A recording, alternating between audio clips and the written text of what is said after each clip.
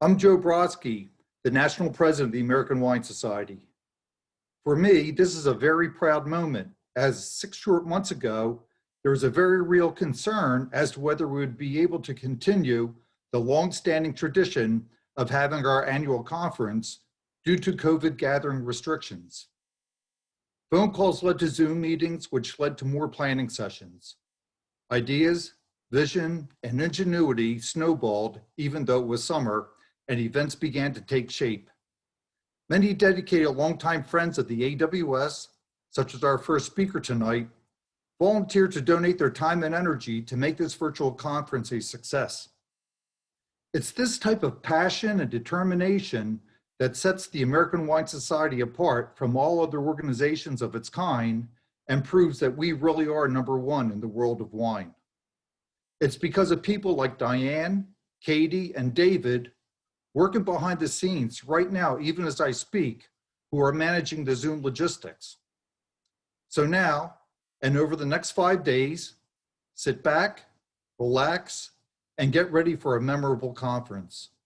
Remember, wine is to be shared, so invite friends and members of your chapter to participate with you in our sessions, the grand banquet on Saturday, the AWSEF annual meeting on Thursday, and the AWS business meeting on Sunday. At this time, I'd like to turn the Zoom session over to our Director of Membership, Jay Belletti, who will introduce our first speaker. Jay?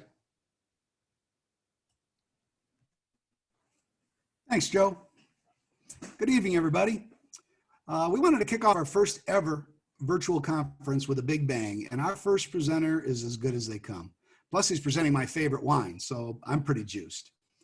Bartholomew Broadbent grew up in the English wine trade, in formal apprenticeship to his very famous father, Michael Broadbent, who we've all heard of. He's a master of wine, a wine director at Christie's, and a prolific wine writer. Bartholomew has worked in London in the Harrods wine department, at Harvey's Fine Wine Merchants in Pall Mall, and at Christie's Auction House. He worked in Australia for a while for both Rothbury Estate and Yalumba wineries, as well as in France, where he worked in Cognac for Hennessy and in Paris for the L'Académie du Vin. His wine career then took him to Montreal, where he worked for Shenley Canada, and later in Toronto as their wine consultant, before moving on to wine sales in Ottawa. Known as one of the world's foremost authorities on port and Madeira, Bartholomew is credited with the growth of port consumption in North America during the mid-'80s and was responsible for the reintroduction of Madeira to America in 1989. In 1996, Broadbent Selections was founded with a focus on family-owned wineries in places with unique personalities and stories, and his wines produced from the heart. In 1997, Bartholomew was named one of the 50 most influential people in the wine world by Decanter magazine. Broadbent Selections was nominated as Importer of the Year 2005 by Wine Enthusiast, and was named one of the 100 fastest growing companies in 1998 by Entrepreneur magazine and by Dun & Bradstreet. Wow, huh? Even though he won't be able to hear your thunderous applause, please join me in welcoming the legend that is Bartholomew Broadbent. Jay, thank you very much for that extraordinary introduction. And Joseph, thank you very much as well. And congratulations on putting together this virtual conference. I think I've been to, well, recent years I've been to at least 2, and I think last year we had one of my employees there, Max Cast, who's a master sommelier at your conference, and the previous 2 or 3 years I was there.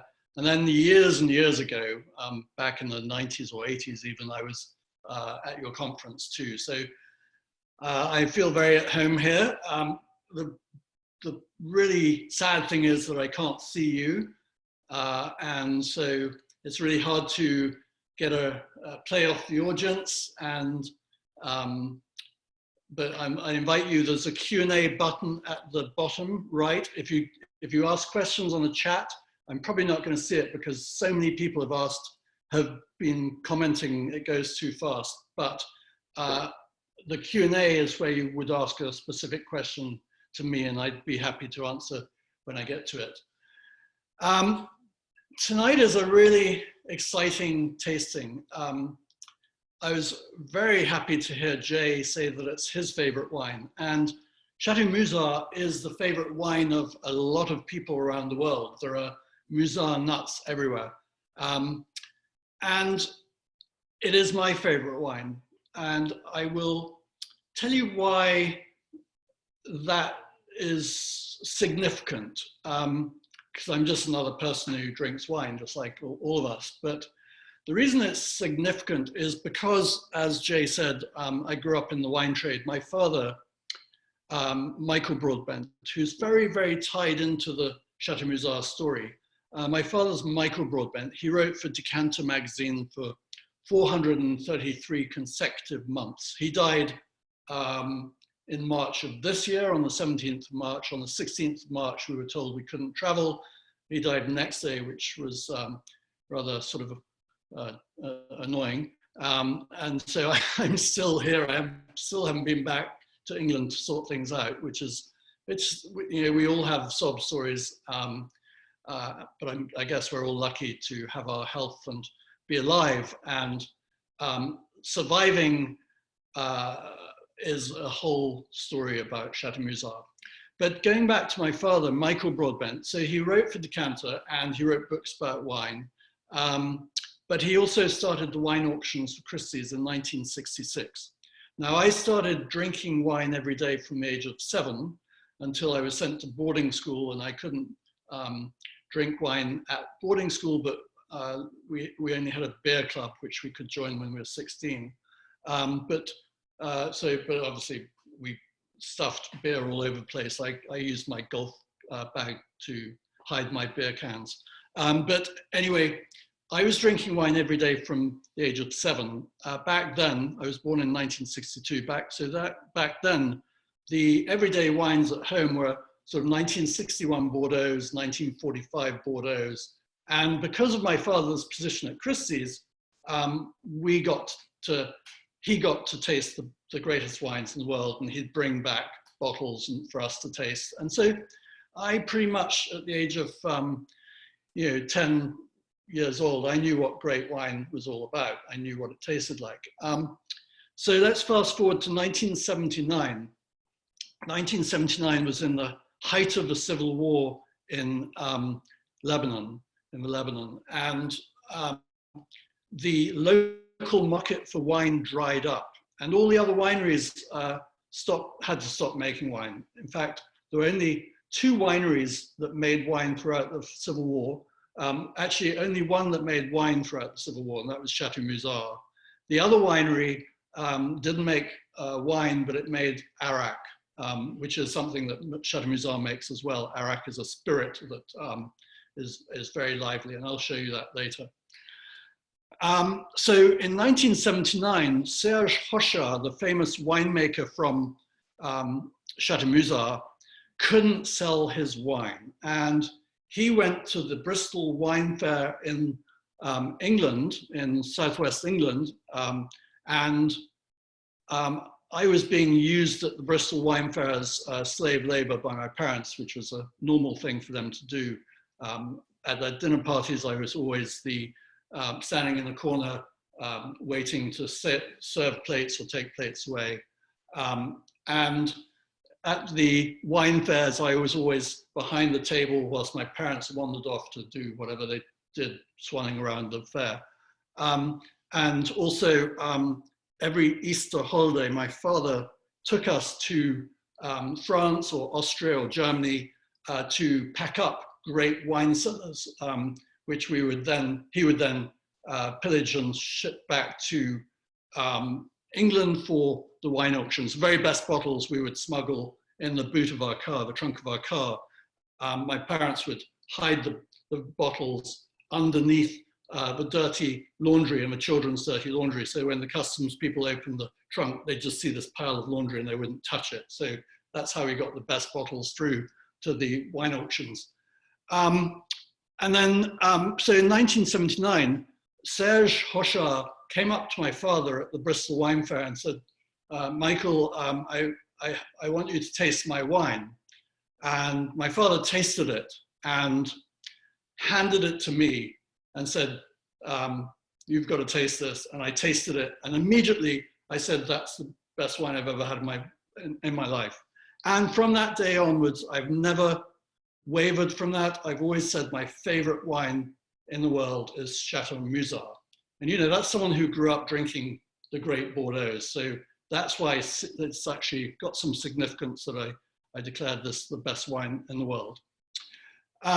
Serge Hochar was an extraordinary man.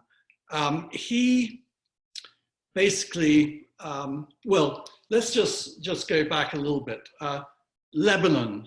Lebanon is really the birthplace of wine. We obviously weren't the first people to drink wine. Human beings were not the first animals to drink wine.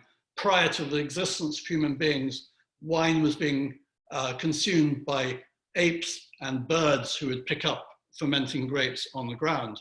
But when we discovered wine, the reason for civilization was the vineyard, because before that we were nomads. We were moving from place to place, and we could plant wheat and it would grow and take animals with us. But when we started drinking wine, it meant that because wine only can be made once a year, people had to stay where the vineyards were. So basically civilization, the first civilization was started by wine, by vineyards. The birthplace of wine was pretty much Lebanon or that sort of Levant region. And we'll talk about that a little bit later. I have a great surprise for you today. We're going to be showing an incredible video a little bit later called Wine and War, which was made by a guy called Mark Johnston. And after showing you a clip of that video, we are going to have Mark as our guest to tell us a little bit about how he made this amazing film. So we'll get to that a little bit later. But Serge Hochar was this extraordinary man. Chateau Musar was basically, it's a winery which was built, started off in 1930. And in 1930, the vines were planted in the Bekaa Valley, but because until 1920, the Bekaa Valley belonged to Syria. And they were worried that if the Syrians reinvaded the Bekaa Valley, they might take the vineyards and the winery. So they couldn't do anything about the vineyards because that's where they had to grow, because that's where they grow vines in Lebanon. But they decided to establish the winery the other side of the mountains, just outside of Beirut, which at the best of times would be a 2-hour drive from the vineyards. At the height of war, it took maybe 7 to 10 days to 2 weeks to get the grapes from the vineyards to that winery 2 hours away. But Serge Hochar trained in Bordeaux. He's French Lebanese, he's Christian Lebanese. He trained in Bordeaux, and he trained under Émile Peynaud, who was the most famous wine teacher of all time. And so he trained in Bordeaux and went back to Lebanon and made the wines in exactly the opposite way of how he was taught, because he found that if he made the wines the way he was taught in France, his wines tasted like any other wines in the world, and he wanted his wine to be unique. He took over from his father. His father was started Chateau Musar, and when Serge went back to Lebanon after being taught how to make wine in France, he kicked his father out and basically started the wine. Or his father invited him into the winery to make the wine, and Serge said, only if you leave. And so his father left and Serge started making the wines. And the very first vintage was the 1954 white. Unfortunately, this one's a little bit ullaged. but it's still going to be fine. But it's 1954 was his first white wine, and his first red wine was made in 1956. So he started making the wines in 54 and 56 for whites and reds, respectively. By the way, when he went to my father at the Bristol Wine Fair, my father then wrote about Chateau Musar in Decanter magazine and declared it the discovery of the year, the find of the fair. And it put Chateau Musar on the map. And that year, Decanter magazine named Chateau Musar, Serge Hochard rather, from Chateau Musar, named him the winemaker of the year, wine person of the year. It's the first time they'd ever done an accolade like that. They just felt that he was making the most extraordinary great wines in the most difficult conditions of all. And so he was made winemaker of the year, and subsequently they've had a wine person of the year every single year since. Now, let me just tell you a little bit about this wine. I am hoping that a lot of you have got the wines tonight to taste, and I'll taste them with you later. It doesn't really matter which vintages you brought because they're all great. But basically, the way the winery I just explained is 2 hours away. Now, first of all, the vineyards are completely organic. Nothing is added to the vines, well, except for the Civil War when gunpowder was obviously settling in the vineyards. But the factions were very, very respectful of the vineyards, and they wouldn't drive over them in tanks. They would actually drive around them, which was very amazing. But the vineyards are completely organic, nothing added to the wines, to the vines or to the land. They then pick the grapes, and instead of doing what you do in Napa, which is to immediately put sulfur on top, what they did instead was just let the wine sit in the crates, and they drove them off to the winery. It took 2 hours. There was no sulfur to stop it fermenting. So actually, some of the wines were already fermenting when they got to the winery, and that's from a natural yeast. So they're natural yeast wines. Then they would press wines, and they would put them for the first year into concrete. Now, concrete is very natural. It's just sand, water, and resin. It's not a chemical bound concrete that's full of chemicals. No, it's just natural concrete, sand, water, and resin. And the first year is in concrete. The second year goes into old oak barrels. And the third year goes back into concrete. Meanwhile, they've kept the grape varieties separate, and they blend the grapes at the end of the 3 years.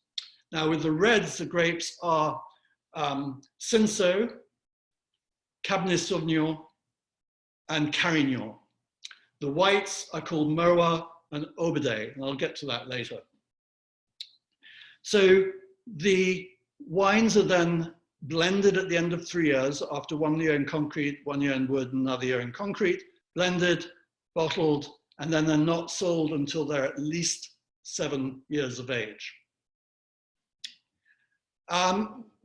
The wonderful Katie Kearney is in the background, and she's got some visuals for us. And I'd just like to see what the first picture she has for us. Well, that's an amazing building with a rather ugly person in front of it. But that's me in Lebanon. That is in the Bekaa Valley. It's a place called Baalbek. The picture of both those pictures, one is looking into the building and one is the building itself. That is a temple of Bacchus, the temple of gods, the wine temple built to the gods, to celebrate the gods of wine. The Bacchus was god of wine. And these were built by the Romans in the Bekaa Valley, because in the Roman times, the Lebanese Bekaa Valley was considered the greatest wine producing region at the time. It was the Bordeaux, the Medoc of the world back then.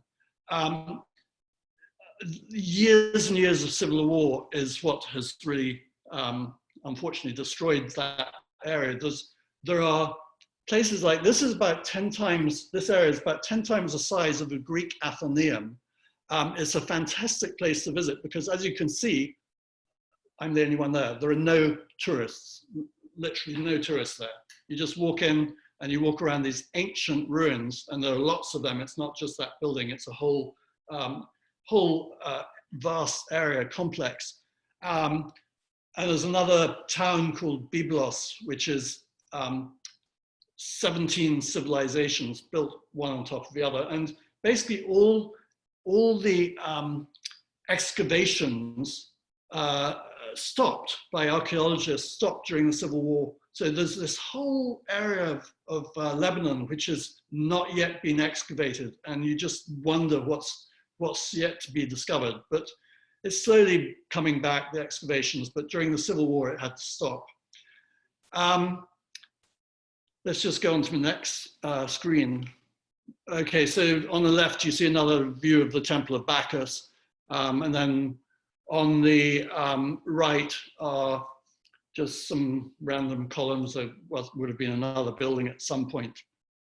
We're very lucky that those buildings weren't destroyed by ISIS.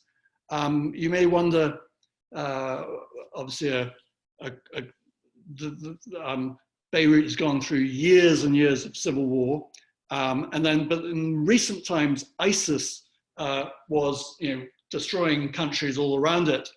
But you pick your enemies. The reason that ISIS didn't get into invade Lebanon and destroy all the great architectural relics like this is because of Hezbollah. Now, Hezbollah would be considered by many of us or many people to be an arch enemy of the West, but in fact, they were the savior of Beirut because ISIS and Hezbollah are arch enemies, so ISIS couldn't get into Lebanon. So, you've got to pick your enemies, and I'd rather have Hezbollah as an enemy than ISIS, and Hezbollah actually protected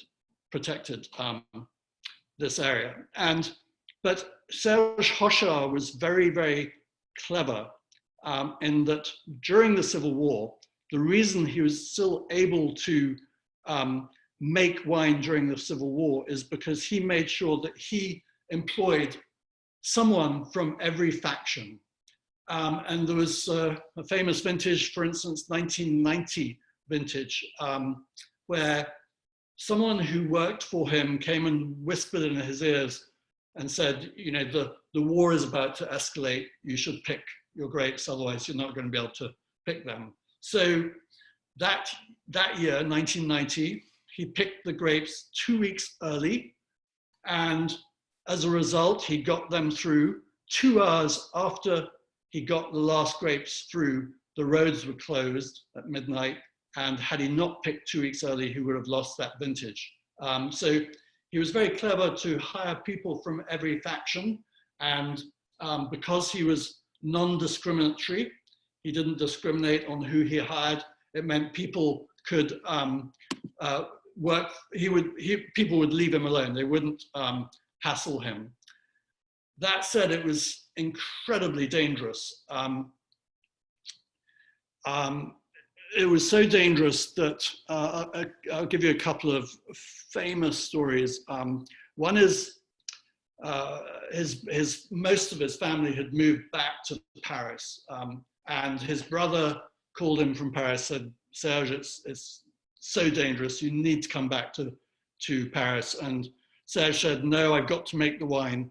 And in fact, I need a part for the winery. So I want you to send it out on a plane and I'll come and get it from the airport."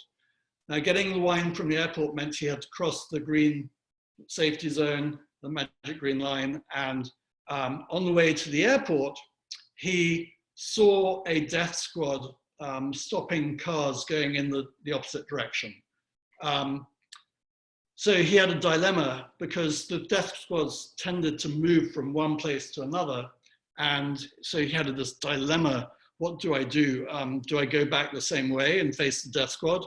Or do I go back a different way and maybe the death squad has moved to that road? And so he decided to go back the same way, and luckily the death squad had moved on. His wife, Tanya, was a little bit less fortunate in that she actually did get stopped by a death squad. She was driving along and the car in front of her got stopped and she saw the chap being taken out of the car and shot. Then the militia person came and opened her door and looked at her and for some reason said, "Drive, don't look back, drive." And so she drove off and she did look back in her rearview mirror and saw the person behind her being shot. So at that point she decided to go back to France, and Serge stayed. There was another really treacherous time. Well, Serge always liked to experience what his wines experience. So he would go into the vineyards at the height of shelling to, missiles going over the vineyards, so that he experienced what his vines were experiencing.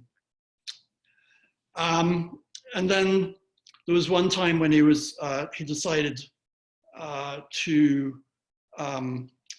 he was fed up. He lived in the 14th floor of an apartment building, and he was fed up every night. They were going down to the cellar, the basement area of the building to shelter. And one night he just felt he couldn't do that anymore. And so basically what he decided to do was to stay in his room. He got a large glass of wine that held an entire bottle of wine. He poured a bottle of 1972 Chateau Musar into the bottle, sat on his bed, and every time shells went off, he would have a sip. And he drank the bottle of wine throughout the night. Now, he had the entire floor for his apartment, and there were windows on all sides. All of the windows that night were blown out, except for his bedroom window. He was somehow spared sitting in his bedroom, but the woman in the floor above him was killed that night. So that was sort of the life of him in Lebanon. I mentioned that he liked to experience what his wines were. And I am going to actually grab a bottle. Excuse me, I'm going to show you a bottle.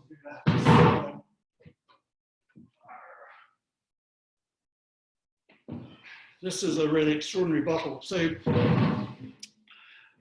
one year I think it was a turn of a vintage year.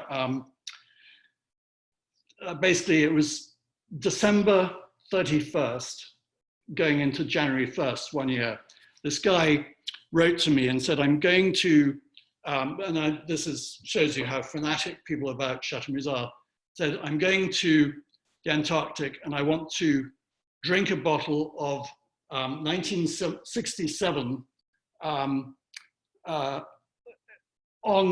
the turn of New Year." And so this says, you might be able to see, Port Lockroy, Antarctica, January the 1st, 2005. So he drank this in 2005 in the Antarctic. He filled up the bottle with ice from which he scraped off the glacier, and he sent it back. Most of it is evaporated, but the extraordinary thing is the bottle was unbelievably heavy. In fact, this bottle with this much water in it is almost as heavy as a regular bottle of wine, full, because the density of the water is so much, it's really, really heavy. Anyway, he sent me this, and I told Serge the story of it. And then the next year, Serge called me from the Galapagos Islands, and I said, "What are you doing there?" And he said, "Well, I'm on my way to Antarctica." And I said, "Wow, well, what are you going to do? Why are you going to Antarctica?" And he said, "Because my wine went there, and I don't want my wine to go anywhere where I haven't been." So that was Serge. Sadly, Serge, we must have a picture of him coming up. Katie, do you have, what's the next picture? Oh, okay, hang on a sec. Let's just talk about this. This is from the cover, this is from a magazine, GQ, where it was written by Elizabeth Gilbert. Elizabeth Gilbert, who wrote Eat, Pray, Love, she was assigned by GQ to go and write about Chateau Musar. She went to Lebanon, spent time with Serge Hochar. You can see Serge's picture up in the right there. And she wrote this 14-page article for GQ. Now, if anyone is interested in this article, I would be happy to email it to you. All you have to do is contact me by email, and my email is very easy.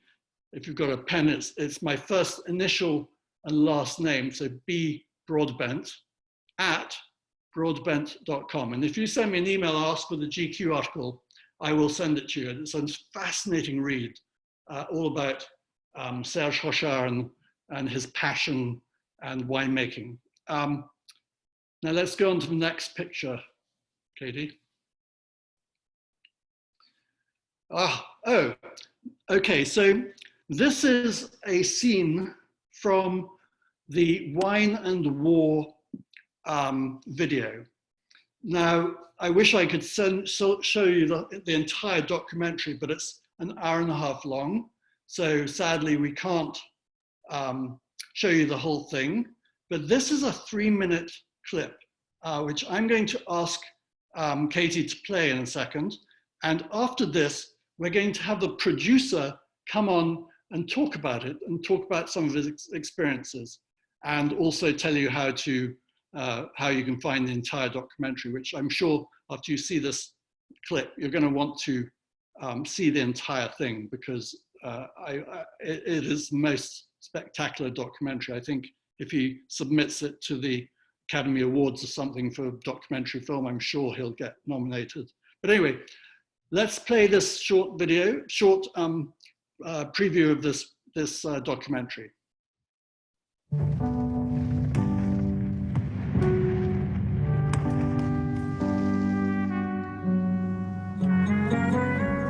When humans first came out of Africa about 1 million years ago, the first place they would have seen the grape is Lebanon. We know that according to some mythology, according to some legend, that Bacchus was the god of wine. In order for something to be great, it had to have life in it.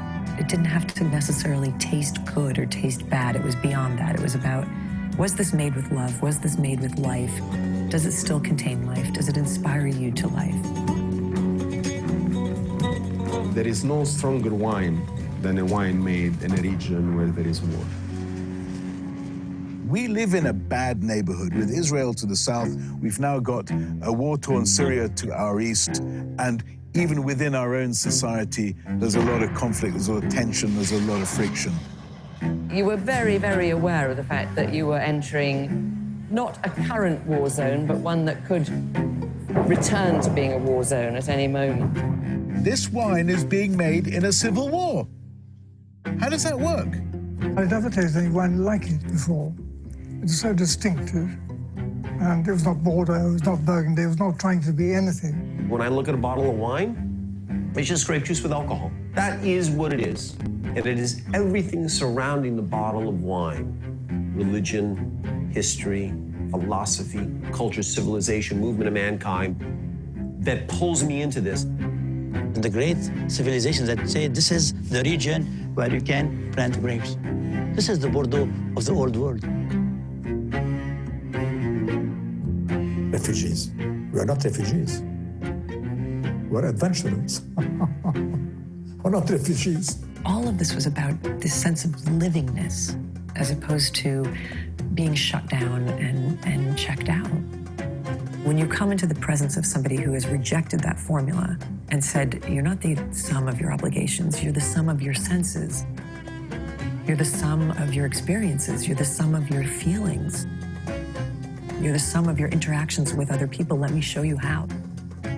Through taste and through the art of the senses. And that to me is spiritual mastery. War or no war, I don't care. Because grape, yeast does not care about war. Now we're going to bring Mark Johnson in on a second. I hope you saw during that video some of the people who are in this documentary. You have Serge Hochar right at the end. This documentary took 7 years to make, so very luckily Mark has some people in it who are no longer alive today, such as Serge Hochar, and I'll talk about how he died a bit later. My father was in there. Jancis Robinson, who's still alive, thankfully, she's in that video. Elizabeth Gilbert from Eat, Pray, Love, you saw her in that video. Do we have Mark Johnson? Yeah, hey, Bartholomew, I'm here. Oh, fantastic, fantastic. Thank you for sharing that clip with us. It's just the most extraordinary video, and I'd love you to tell us a little bit about what inspired you to make it and some stories about making it. Yeah, well, it's amazing being here at the American Wine Society. Wasn't expecting to get this email this week, so thank you for having me, and very happy to be talking about this film. It's just released. As you said, it was 7 years in the making, and what drew us to Lebanon was it was really just a mission of doing something positive with our abilities to shine a light, positive light on the Middle East. And the co-director of the film was a big, or is a big wine fanatic, and he told me the story about Chateau Musar. And I had read about it in the book Wines of Lebanon by Michael Karam, and we immediately decided to fly to Lebanon to meet Serge. And that meeting with Serge was probably one of the most fateful meetings of all time for myself. I would have to say there's never been another time in my life where I met someone that came across as a guru. He really put a spell, if you would, on me, on his teachings of wine. And at the time, I wasn't really a big wine drinker, but when Serge took control, and he really commanded his presence when you're with him. And man, he took me to places I never thought wine could take me. And his wine in particular was magical and still is. So to be here talking about Serge is reminiscent of my times in Lebanon and what a positive light he was for Lebanon. So when we met with him, it was what he showed us about Lebanon is these people that have been through these hard times that Bartholomew was talking about, they talk about it with a smile. Their whole demeanor is filled with such positivity and light that we committed our time to making this film. And so we came back to Lebanon another 5 times and kept filming over the years. And like any documentary, they grow, or like a wine, it grows with age. And I think over these 7 years, I think the product that we ended up with was something that is a true, that brings out the true character of the Lebanese and the food and the culture.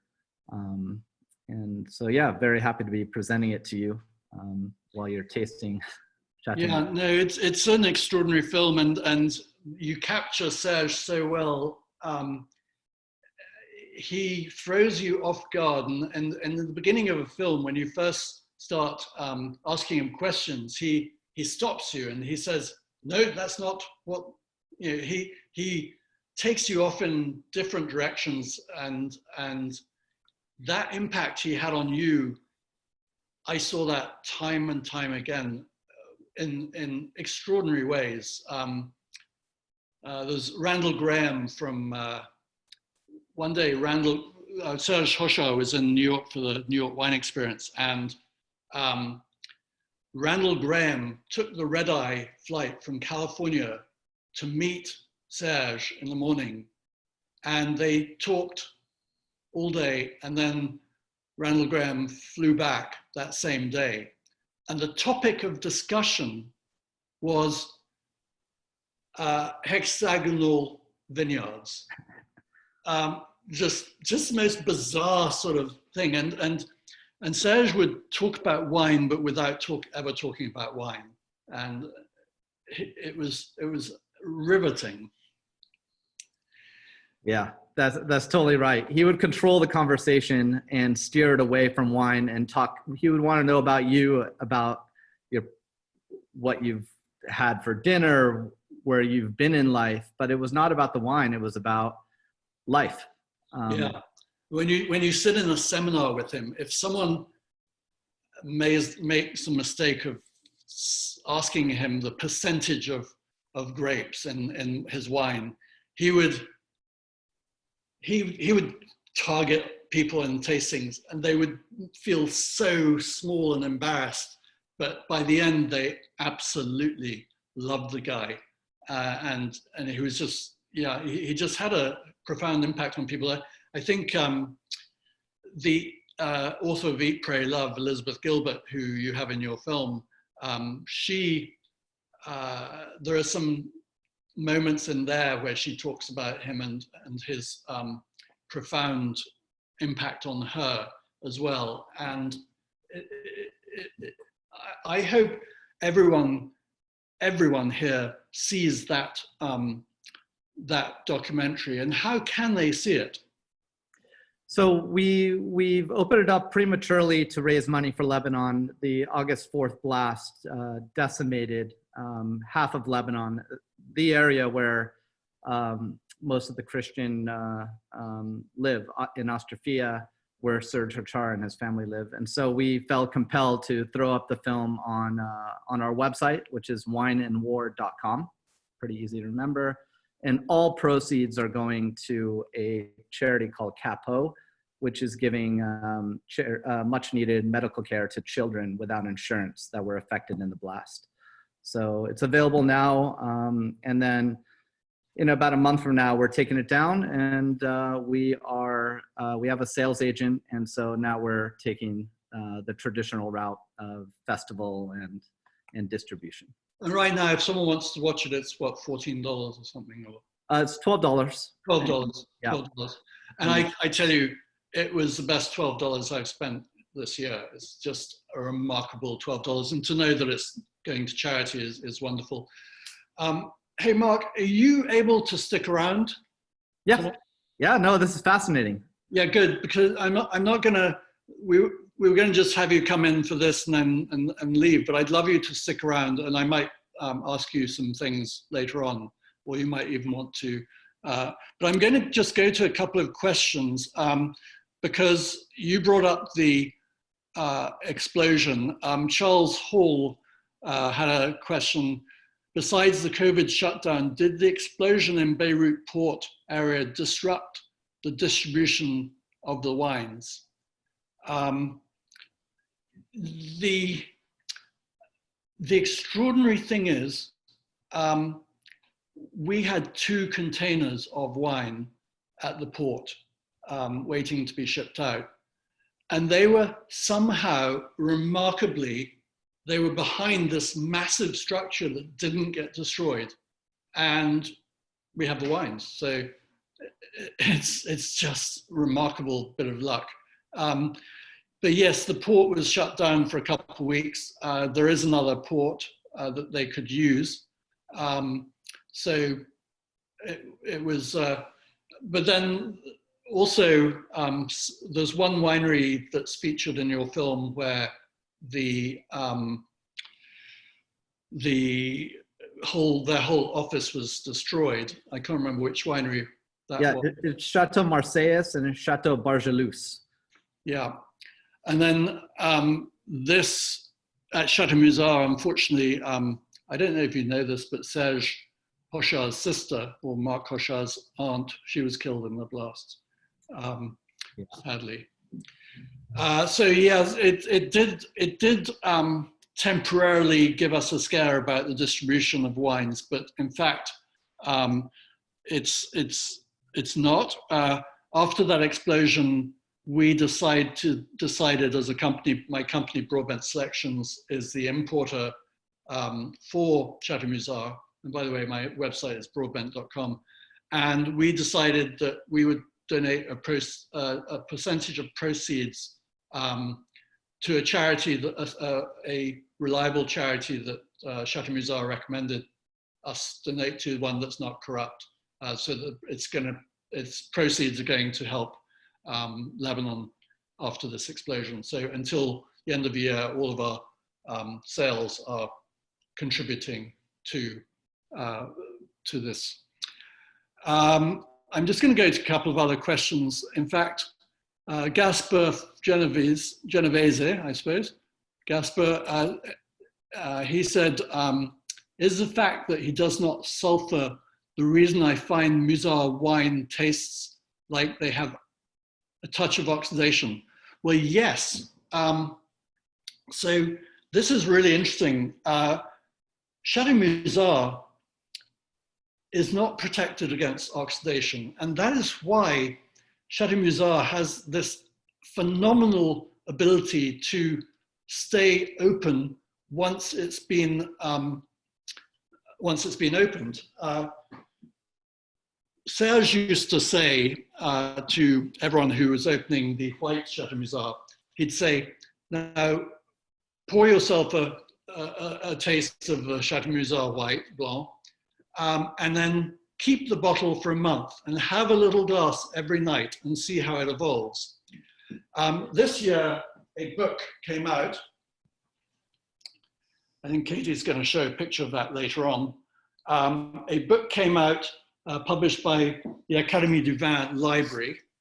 And it's a wonderful book, by the way, with beautiful pictures. You can order this on our website, by the way, broadbent.com. Shameless bit of publicity here. There you are.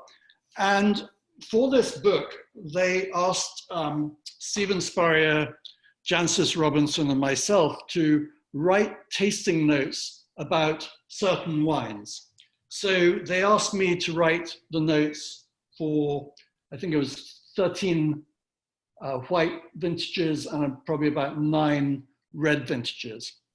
And because of what Serge had said about keeping a bottle open for a month, I decided all of the 13 white wines and the reds I would open and see how long, how they evolved over the course of a month. Now the red wines, which I've always said you can keep open for a week without a problem, is true. After about 2 weeks, I would say you need to drink it up. But you can open a bottle of Chateau Musar Red, and it's because it's protected against oxidation, it doesn't go off. It's kind of, it doesn't oxidize when you open it. It's kind of like if you set fire to a beam for a piece of wood, and you want to prevent a beam from catching fire.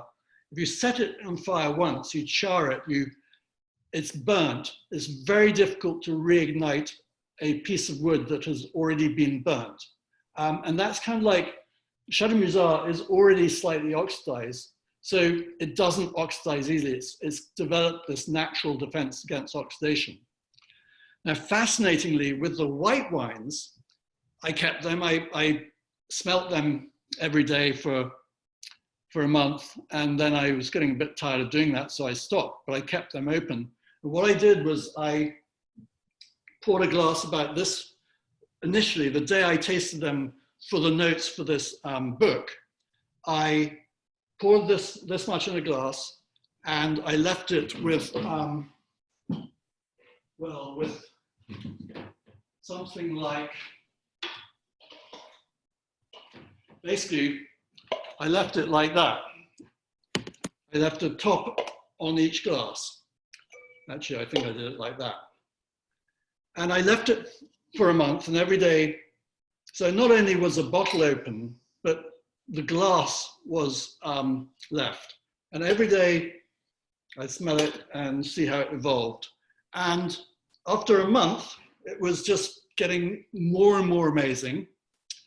So I kept them, and after that, I just went back to them every week because it was a bit tedious to smell through all these wines every day. But I tell you, after 6 months, I decided, okay, I need the space on my shelf. I'm going to throw these out. But the wine had survived like this for 6 months in a glass, except for one. One of them, one of the 13 wines, had completely turned to the most amazing vinegar. And I was a bit disappointed. But I actually checked the bottle, and the wine in the bottle from that vintage was still perfectly great. So obviously just some microbe had got into this glass and turned that one glass. But all the other glasses after 6 months were still perfectly good and hadn't gone off, which is the most unique thing about Chateau Musar. I'm going to go to another question. I read on this Wikipedia, this is from Johnny Musar, M-U-S-S-E-R, Musar or Musar. Johnny, anyway. I read on this on Wikipedia, due to the winemaking philosophy of Serge Hochard, its vintages are notoriously inconsistent. Do you tend to agree with this statement? What is his philosophy? Well, actually, his philosophy was that he wanted every glass to be different, not just every bottle. And in the old days, you can see, this is 1961. It's down to here. Now, I don't know if it doesn't seem to be ullage from leaking, but they used to hand bottle wines, and he would vary the fill. He would make a different fill level for each bottle because he wanted each bottle to develop differently. So it's not just his winemaking that caused this amazing bottle variation. He did it on purpose by filling the wines to different levels. So yeah, his philosophy was that he wanted his wine to be unique, and that's why he made the wines opposite to anyone else, and the way that he was taught to make wines. Thank you for that question. What food? Oh, do you know we should taste? We should taste the first wine, don't you think? The first wine I'm tasting is the Mizar Jeune. So he makes 3 different styles of wine. He makes the Chateau Musar, which is very, very famous, a famous wine, which is roughly, here we are, the bottles, roughly 1/3 of Cinsault, 1/3 of Carignan, and 1/3 of Cabernet Sauvignon. That's the Chateau Musar. He makes another wine, which is called Hochard. I don't know if you have that label. The pictures of people are covering up that label, but this is Hochard, which is one of his other 2 wines. They're not second wines, they're different wines. And so the Hochard, this is 2016, this one is 50% Cinsault, 35% Grenache, and 15% Cabernet Sauvignon. So slightly different grape varieties. And the other wine he makes is Mizar Jeune. This is a new label. They had a different label previously. And this one is 50% Cinsault, 30% Syrah, and 20% Cabernet Sauvignon. So all 3 completely different wines. They also happen to be at different price points. This is probably around $20 a bottle. The Hochard, well, that's a magnum, but a regular bottle would be about $25 to $30 a bottle. And the Chateau Musar, usually the red, starts around $60 a bottle. Now I'm tasting this Hochard. I'm tasting the Jeune. If you like, to me, this is more what you would expect from wine. it's not the unique character that you're going to get from Chateau Musar, and we'll talk about that in a bit. So on the color, it's a beautiful sort of ruby. It's got a slight pink rim because it's young. This is the 2018. So this wine he releases younger, hence the word jeune. The word jeune in French means young. And I know Diane is brilliant at French. Diane Mayer, she could have told us what jeune meant. I'm kidding. Diane was having a funny time pronouncing this name, jeune. A lot of people say June, but it's actually jeune. The annoying thing about doing this seminar where you can't actually hear the audience is I can't see if Diane's smiling or what. Probably throwing potatoes at the screen or something. This one is jeune. It's a nice, fresh, young wine and very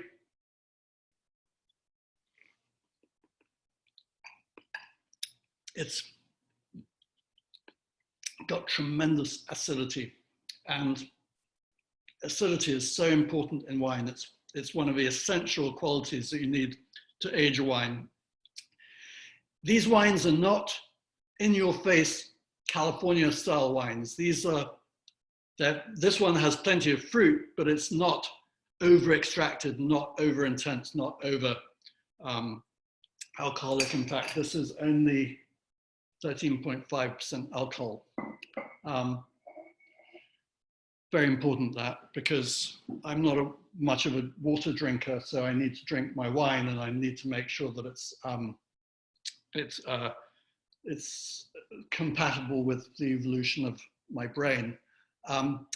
One of the things about, we've been drinking wine at least 7,000 years. If you look at your founding fathers, they weren't drinking water because water was not safe to drink, but they were drinking wine and beer.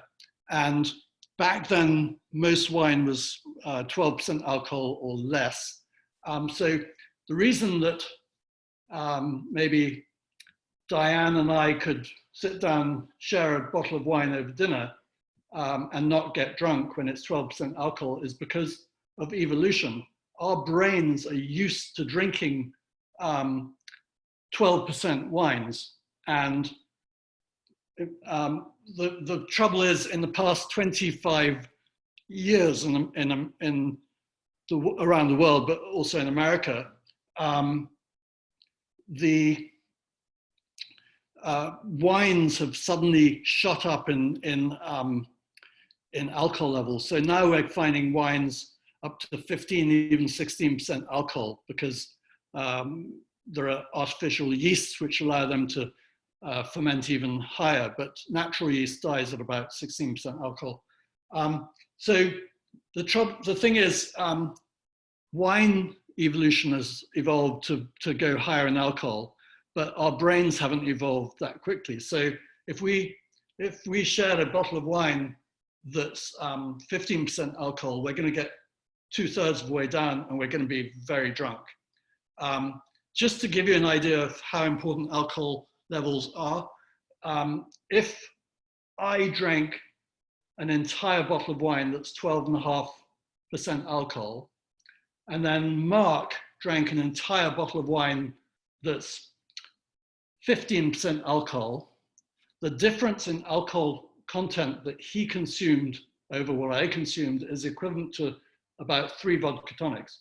So would you drink a bottle of wine and then ask for 3 vodka tonics? Your friends would all think you're completely nuts. But that's basically what happens when you drink 15% wine instead of 12% wine. Or to give you another idea, if you're drinking and driving, if you have 2 4-ounce glasses of wine at 12.5% alcohol, you're under the drink drive limit.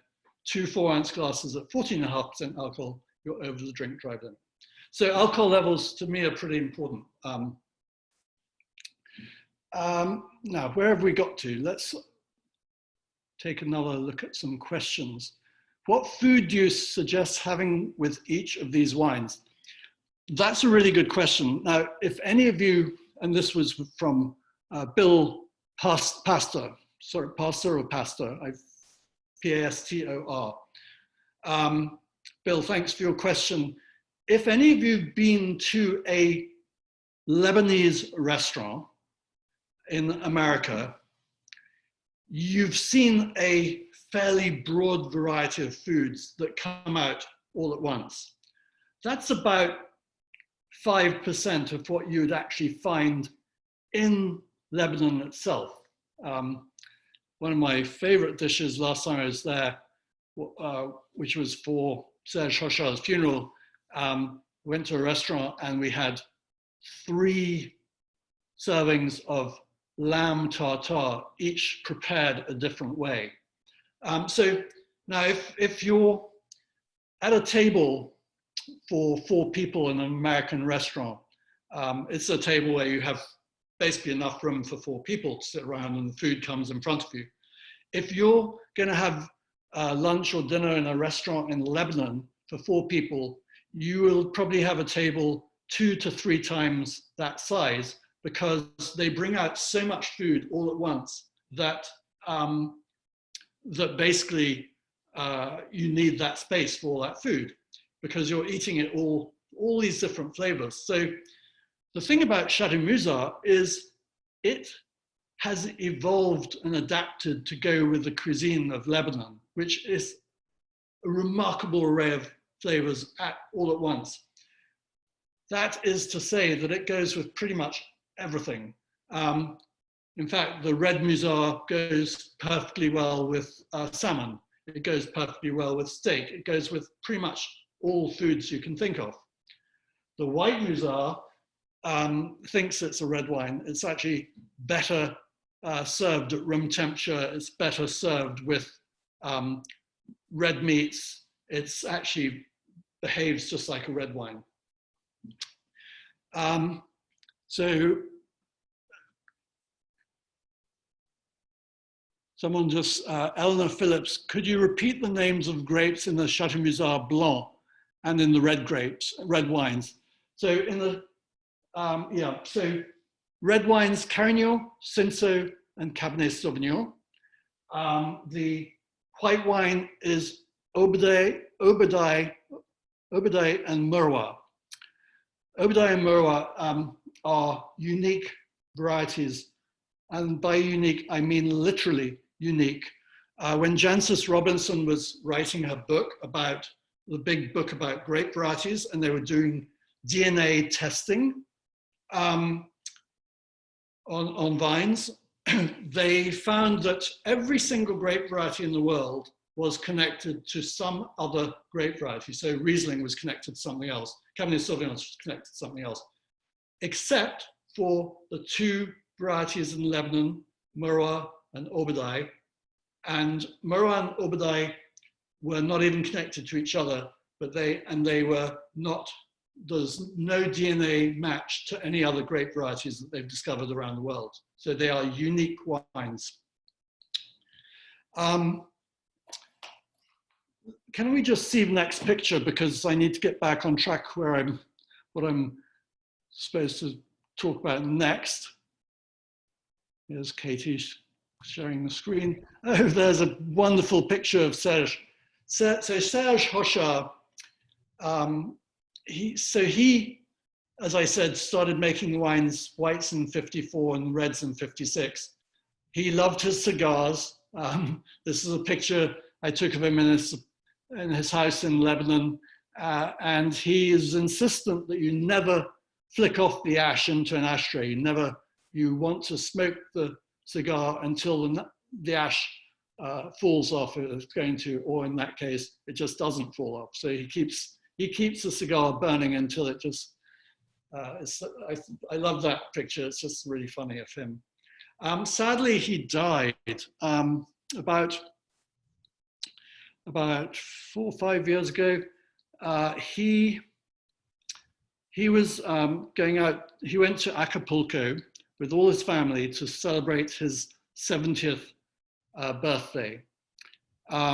He went for a swim, and the surf conditions were treacherous. He had insisted that none of his family were allowed to swim that day, but he went for a swim and he was found 3 hours later drowned.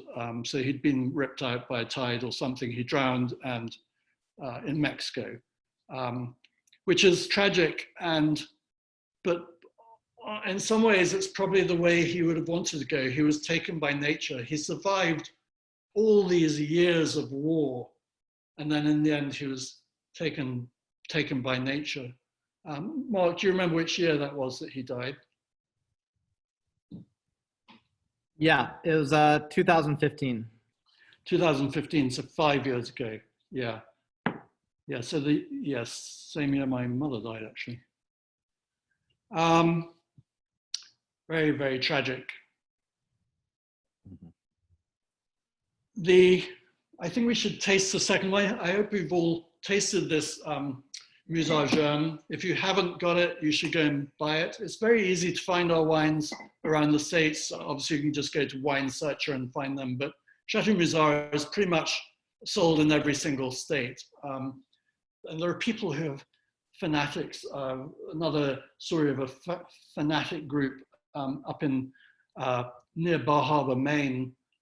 One day Serge came to the States. He was doing a tasting in New York, and these 4 people, 3 men and a woman, got up at 3 in the morning to drive to New York, and they arrived, they actually had a breakdown somewhere, puncture or something. Anyway, they arrived 5 minutes before the tasting, went to the tasting, and then drove back the next morning.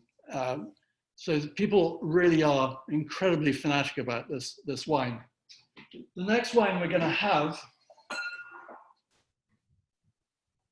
well, I've decided to spoil myself since I've traveled so far from home to be in my kitchen at work. I decided to open the 1999 vintage. I don't know what vintages you got. Unfortunately, 99 is one of those vintages which is practically sold out forever. Won't be much left over. One of the good things is that when Serge was alive, he insisted that he would only release 1/3 of each vintage. So I don't know if we have a picture of a cellar coming up. Katie, what's the next picture? Yeah, look at that, cellars. So that's one of 3 warehouses with reinforced floors. They have, I think this building is 3 different levels, reinforced concrete floors to hold the weight, but they keep back a lot of their wines. In Serge's day, he was keeping back 2/3 of his wine. Now, his son, Mark, runs the winery today. I don't think we have a picture of Mark, but on the front cover of this book, Mark is the one, yeah, he's the one at the top of the stairs. So Mark is his second son. Gaston, who is on the far left, on the bottom step, but the left-hand side, that's his elder son who is now running the winery. Mark, who's at the top of the stairs, lives in, currently he lives in Germany, but he lived in New York. He was an investment banker in New York for a few years, went back to run the winery, trained with his father for several years, and now runs the exports and the sales. And in the middle on the steps is Serge's brother, and down the bottom steps, the guy on the right, Ralph, is Serge's his nephew. So Mark and Gaston's cousin. And I guess this is a picture in their winery. But when the current winemaker is actually a guy called Tariq. We have a picture of him coming up a little bit later, but there he is. So on the left, Tariq is on the left. He's the winemaker, and he has been training with Serge Hochard. He had been working for Serge for 25 years. And in the past few years before Serge died, Tariq had taken over the winemaking completely. And the only thing that Serge did was Tariq would bring the wines to Serge for his final approval, final blessing. So even though Serge died, the wine style and winemaking will continue as was before, because Tariq was basically responsible for it. Let me just see if, let's see if we've got a few more. Oh, well, let's taste the second wine, actually. So I'm tasting 1999. You can see it's a very different color. That's the Jeune is very red, but that's because it's younger. This is got some orange hints to it. It's quite hard to see really the way I'm showing it to you, but it does have some brownish redness to it from age. Now, I don't know which vintages you're tasting. I know one of you has a 1999 because you told me you're going to have a 99. This is a wine. Serge's attitude was always that he didn't want everyone to like his wines, because if it's kind of like people, if someone is universally liked by everyone, the chances are that person's going to be very boring. It's only people with character who are either liked or disliked by people. And so Serge made this wine. I've told you earlier that he made it the completely opposite way to the way it was, he was taught to make wine. So Serge made this wine to be different. And he wants people to be challenged by this wine. And so he basically, there are a couple of things about this wine that people might not like. If you're a California winemaker, you're petrified of doing something like this. One is it has Brettanomyces. Brettanomyces is that lovely earthy character that you get in wines. And California wineries who want just purity of fruit are petrified to have a little bit of character like this. And the other is it has a high volatility, high VA. And California winemakers are very scared of volatile acidity because if it gets out of control, it turns your wine into vinegar. But if it's controlled perfectly, it actually is delicious. It enhances the wine and tasting it. So some people, if you just give them this wine, they might not like it immediately.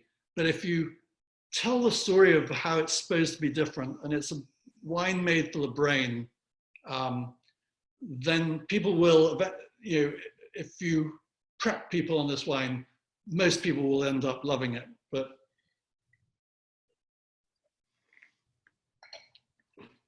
it's got it's just beautiful. It's hard to explain how these wines are, but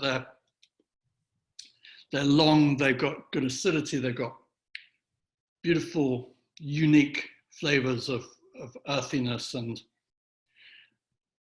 Mark, do you want to, how would you describe Chateau Musar? Life in a bottle. Life in a bottle. That's a brilliant one. That is brilliant. Yeah, these are living things. I'm going to look at some of the questions. One of you is Linda Michaels tasting the 1998. John Hames is drinking the 2003, says it's wonderful. Kathy Lee says, my bottle of Mizar Jeune is spritzy, CO2. What is the policy of MLF, malolactic fermentation, I guess, at the winery? Sam Lee, this is Kathy Lee from Sam Lee from Vernon, Connecticut. You know, I know what you mean about that little spritziness. You occasionally get it on Chateau Musar. But you're drinking the Chateau Musar Jeune, and it's the same vintage as me. So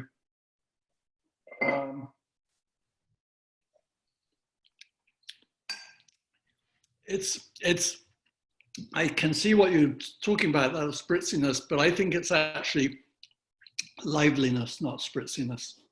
It's life. Jill C says IMDb. I have no idea what that means. App on your mobile phone. It's called Wine and War. Oh, sorry, talking about your wonderful video, Wine and War.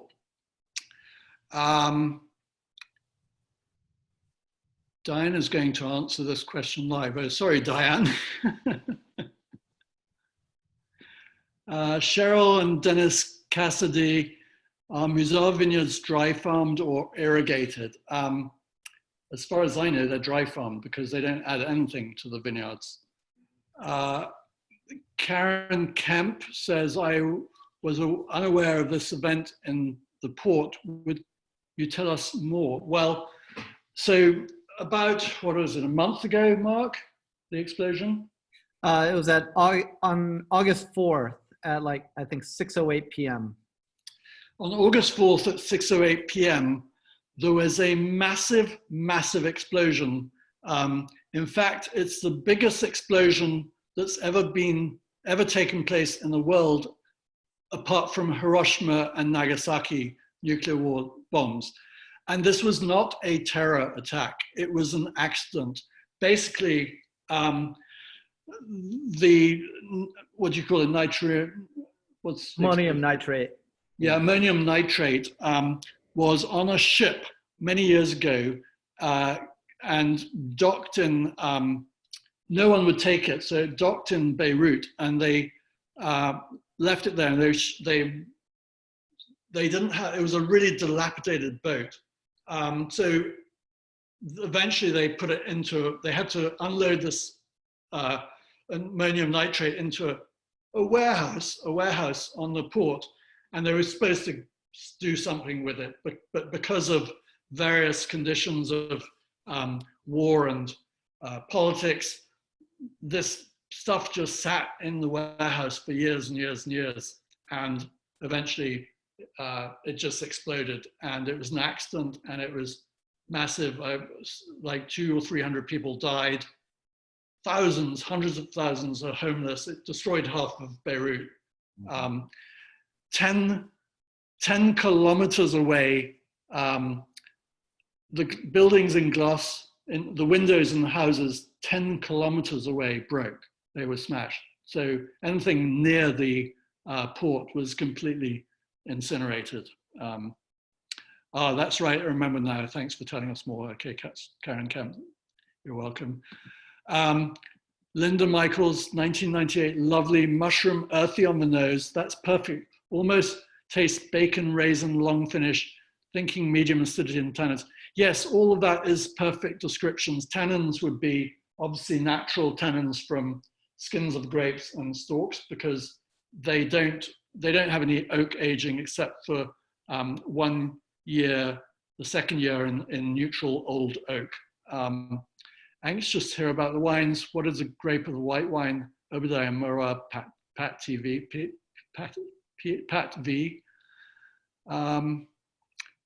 Johnny Musa says, I see the elevations around 3,000 feet. Do these vineyards have good diurnal temperature changes, in other words, cooling at night, that allows for hang time similar to other great vineyards? Is harvest time typically late September and into October? So the white wines are grown very high up, very high altitudes, and the red wines, people think of Lebanon, think maybe that it's they think of arid countryside. Well, no, it's not. You saw in the picture with the winemaker with Tariq there that it's not arid. There are mountains in the background with snow on them, and there are 300 days of sunshine a year, but it's not a particularly hot country per se. And the biggest fear they have, which is the same with every winemaker in the world except for in England, the biggest fear that they have is global warming. In England, actually global warming has enabled the English to make amazing quality wines now in the past 10 years. But, but every other winery in the world, if you ask them what their biggest nightmare is, it's global warming, because they're all picking a month or even 2 months earlier. And so these wines, initially they are late September into October would have been a normal harvest time in Beirut, but nowadays they're even picking in August. It's a bit of a disaster. Half the questions have disappeared. So 2013 Gaston Hochard, drink or hold, does it matter? The Hochard you could drink or hold, but the one to age is the Chateau Musar. Now let's go on to the last wine. I'm drinking the white. And so this wine, I'm drinking the 2007. I think the current release is probably 2012, something like that. So these wines are also aged before release. And they're very unique. You want to be absolutely sure not to put this in the fridge, because it just destroys the whole aromatics of the wine. And this wine is really more of a red wine. Serge called it his first red wine, and the red wine was his second red wine. But this is really a wine with identity crisis. It thinks it's a red wine, but it's actually a white wine made from white grapes. And it's very unique. The only wine, if you've ever had Y or Y, Chateau Yquem's dry white wine, it's probably most similar to that of any of the wines in the world. As Chateau Yquem's dry white wine, Y, ages, it becomes very similar to the Chateau Musar Blanc. Reminds you of an orange wine, no skin fermentation. Well, it is a sort of orange wine in a way. By the way, you've all heard of the natural wine movement. And the natural wine movement was started by a guy in Italy. He's called Luca, and I forget his last name, Luca something or other. And Luca started a natural wine movement after visiting Chateau Musar, tasting Chateau Musar, seeing how they made it, and how Chateau Musar makes the most natural wine in the world. And Luca said, well, if you can do that in Lebanon, we can do that in Italy. And he started I think it's called the ABC movement or something, some movement. It was a consortium of winemakers who started the natural wine movement in Italy, and that has spread all over the world. So now people are making natural wines all over the world. Mark, what do you think of the white wine? I know you don't have wines with you today, but. I think it's one of my favorite. It was the one that was the most disturbing to my brain, I guess is how I would describe it. And it's the one I'm most addicted to now. Isn't that interesting? Yeah. Yeah, these wines are made, they're thinking people's wines. You can have a sip of this and 10 minutes later, you can still taste it. Serge would want you to, he'd never expect you to drink a bottle of white. He'd expect a glass to last for several hours, and whilst you talk over it and talk about it. And Linda Michaels, totally agree with Mark, trying to figure out where to start to describe it. It is a difficult one. To me, it's a little bit like balsa wood character. And anyway, citrus rinds. It's a fascinating wine. Highly recommend you get this. They make about 2,000 cases of white. The vines are so old, they're obviously pre-phylloxera vines, and they're so old, they're over 100 years old, maybe 125 years old. You get 1 glass per vine, which is pretty much similar to what Chateau Yquem Chateau Yquem gets 1 glass per vine because its shriveled up grapes makes Brochettized wines. But this is just very old vines that struggle to make enough grapes to make 1 glass. So they make a very, very little wine. And they, and the red wine, I guess, total production of the winery is around 60,000 cases, maybe 28,000 cases of the Chateau Musar itself. So it's not a big winery, but it's got a big reputation. What questions have you always wanted to answer, but no one has ever asked? Charles Hall, that's a brilliant question.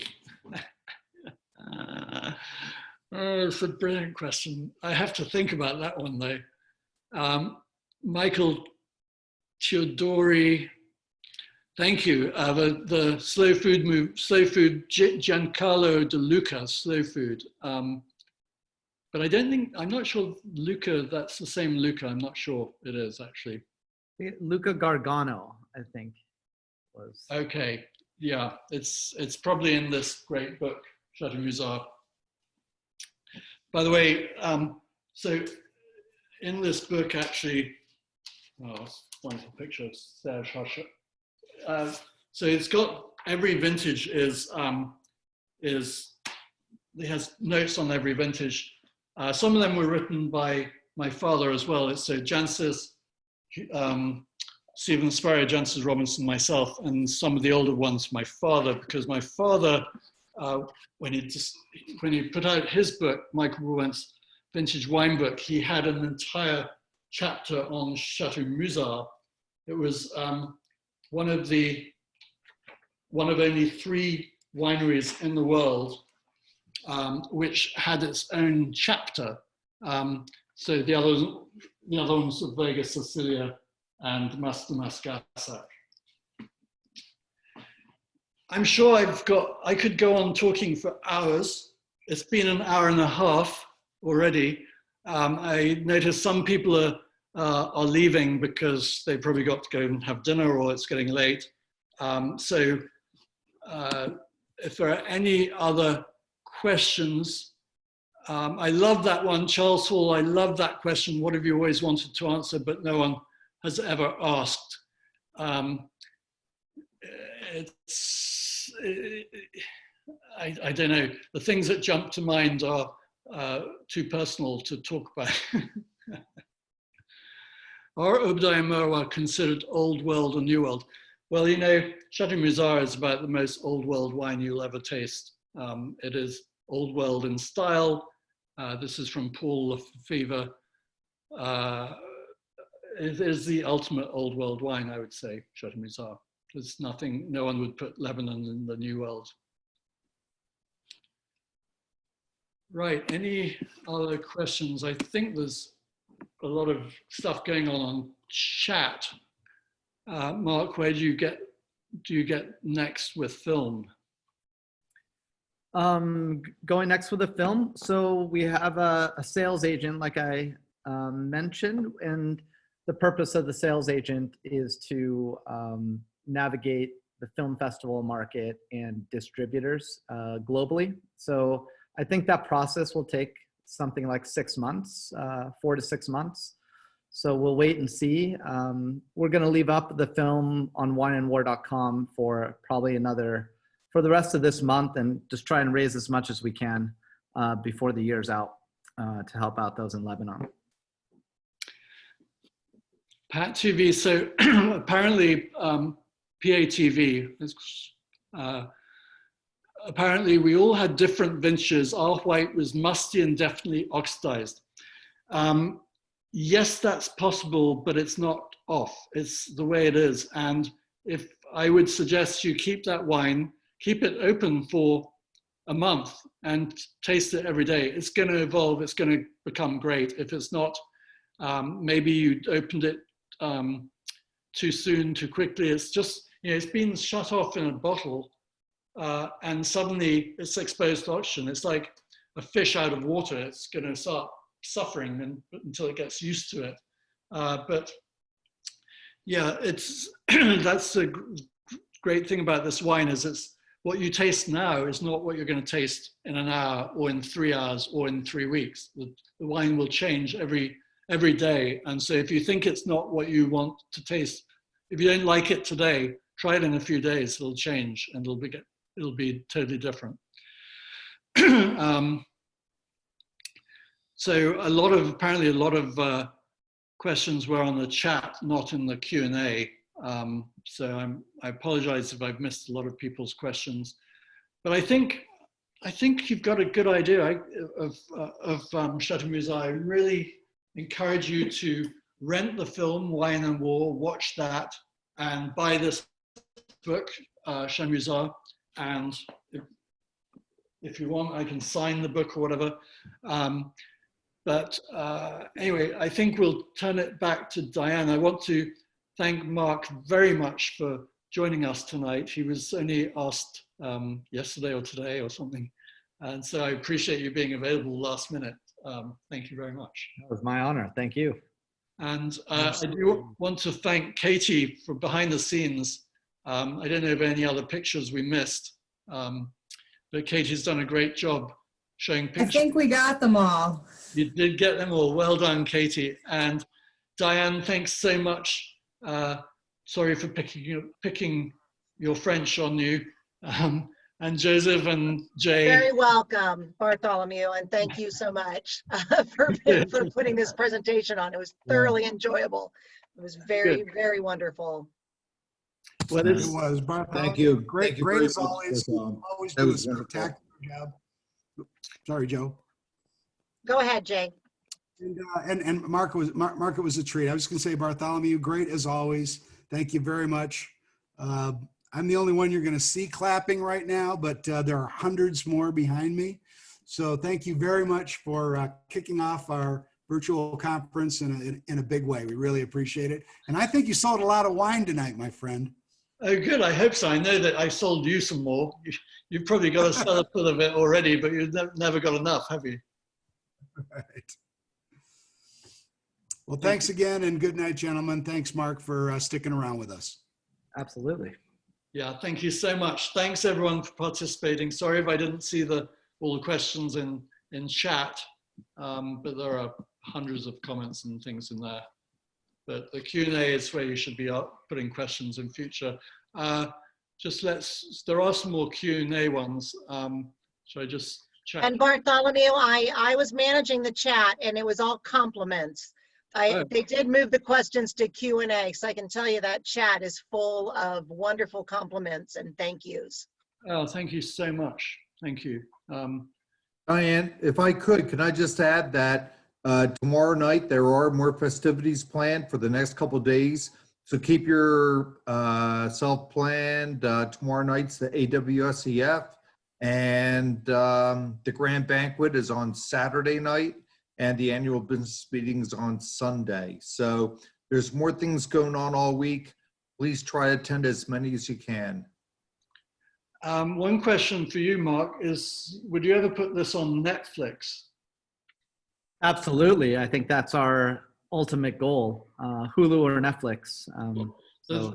I knew a filmmaker who put a film on Netflix, and he was telling me about the process. He said that Netflix pays the least, and so usually you try and get it out also the other people who pay more, you try and sell it to them first, and then the last people who sell it to is Netflix. Is that?